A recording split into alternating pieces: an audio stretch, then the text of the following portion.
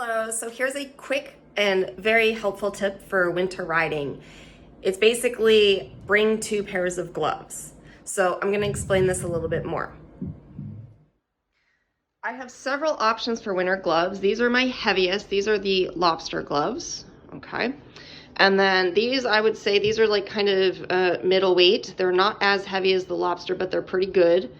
And then these are somewhat lighter than that, okay? So I will choose 2 of these based on the temperature. If it's a very cold day, I will probably start out the ride with my lobster gloves, but I will bring these gloves in a front bag or my back pocket. And the reason is because as I ride, my hands get really hot in these, and eventually they start sweating. And once your hands start sweating, they will get cold.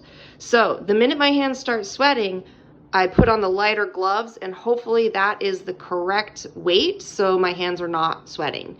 Now, if it's not like super, super cold, then maybe I start out with these and I move to these, or I start out with these and then I carry this pair or this pair as the emergency for if it gets really cold.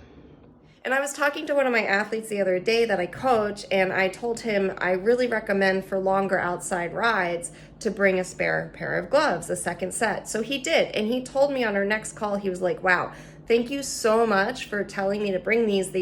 They saved the day, because for whatever reason his hands got wet or the first pair he was wearing was not good enough, and he was able to switch, and he said it made all the difference. So it is worth sticking them in your pocket, or I use a front handlebar bag, whatever you need, but I definitely recommend bring that second pair.